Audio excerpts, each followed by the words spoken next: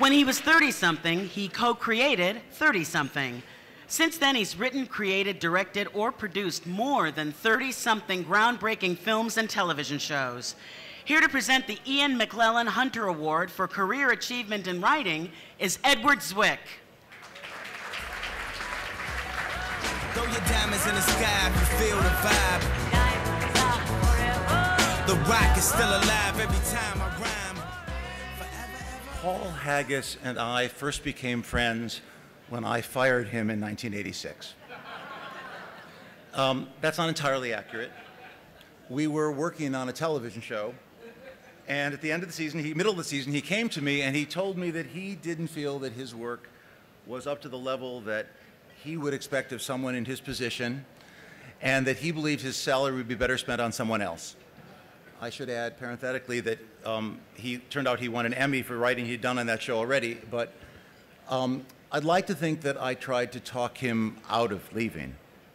But the truth is that only then did I begin to really know Paul and to learn that he was only at the very beginning of his journey as a writer, and he knew,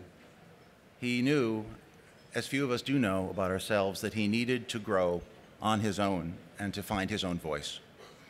And that the only way to do that was to do it alone in the 3 a.m. inventory of the soul we writers know all too well. So that's what he did. First by creating television shows of his own, and then by sitting down and digging in and digging deep and writing original screenplays. Stories animated by his personal concerns, by his politics, by his anger, his compassion, and a deeply humanist understanding of how our lives and our fates are inextricably intertwined. Whether describing a father's search for the truth of his son's death in the Valley of Ella, a boxer's refusal to accept her limitations in $1 Million Baby, the commonality of warring enemies in Flags of Our Fathers, the contradictions of race and political correctness in Crash, or the unexpected verities of love in Third Person, Paul's work has been defined by an unflinching commitment to complexity and authenticity. Nor has this commitment been limited to his work on screen. Too few of us actually walk it like we talk it. And for 30 years, Paul has been a leader in our community on issues of human rights and social justice. He has tirelessly given his time and his money. He has opened his home, written editorials, harangued his friends, and constantly put his reputation on the line in the service of those beliefs. And he has also put it all on the line confronting his own life, bravely and publicly, in what I have to imagine was a much more soul-searching experience than the writing of any screenplay.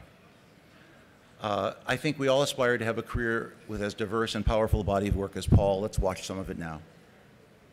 For this work, and not to mention the Oscars, Emmys, BAFTAs, WGA Awards, James Bond movies, blah, blah, blah, blah, I am honored to present the Ian McLellan Hunter Award for Career Achievement to my friend Paul Haggis.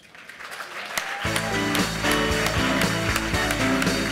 been hanging around gas stations, and I learn my times. I've been talking to grease monkeys. I've been working on cars. I fucking love awards. I love them because I put them quite close to where I like to write. And then every so often when things aren't going well, I go and look at them and go, oh, look, in 1986 I was good. And if that wasn't so true, it would be funny. Yeah, we keep looking back. Thank you for this. It's a little surreal looking at that stuff. Thank you, Ed, yes, for firing me, but also for everything you taught me. Ed and Marshall actually taught me how to write. They just didn't quite understand they were doing it at the time. Up until that point, I'd made a very good living as a bad writer. And I remember they brought me in on that episode and said, really, really clever, Paul. What's it about? I went, what do you mean? They said, well, it's about this clever plot turn, it's about this device, it's about this cool thing here. And they go, yeah, yeah, yeah. No, it's really cool. It's really clever. But where does it come from within you? What does it talk about that you want to talk about? This, digging in at you. And I went, fuck, it's supposed to do that? I had no idea what writing was. And I was in my mid-30s by then. Which is why the first person I need to apologize to is Norman Lear. Who, first of all, I mean, come on. It just, none of us, especially me, should be on the same stage with Norman Lear.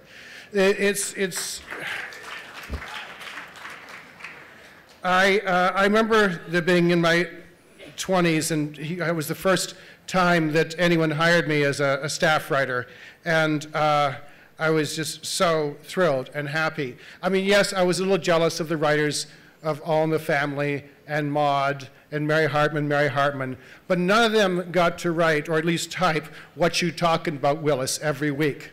And so I have you to thank for that, Norman. But yeah, no, but he just, the man, I mean, I have a whole speech here about Norman Lear. What he did for us, how he took all of our, I mean, no one had done it. You said it so well. No one had done what Norman did, was take the society and make it, with all its warts, entertaining and funny, and he'd condemn us and forgive us. It was startling, and thank you, Norman, for doing that.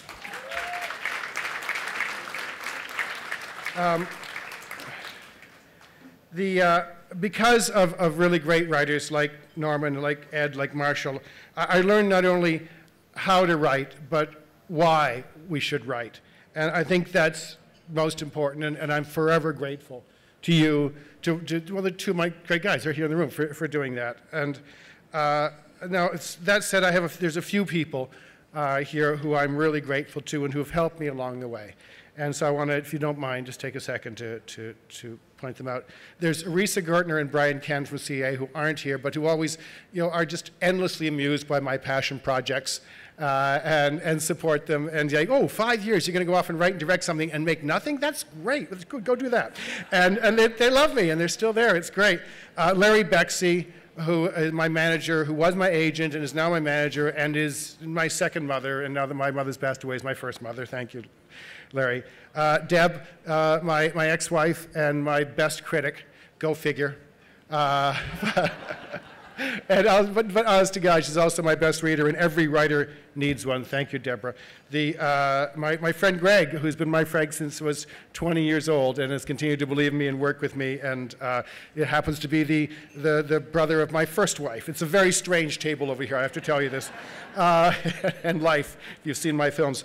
And then my children, two of whom are here, Alyssa, Lauren, Katie, and James, who are my constant inspiration. I'm sorry. I honestly, one of my deep regrets, one of the things we all do is we give up so much of our lives when we're writers to write, to create. And other people often pay the price for what we do, our success, and the time we put in. My children paid that because I was just never there. I was writing so often and so much. And so thank you for putting up with me on that, and for sticking with me all these years. And I want to thank the Guild. I mean, for always fighting for us. One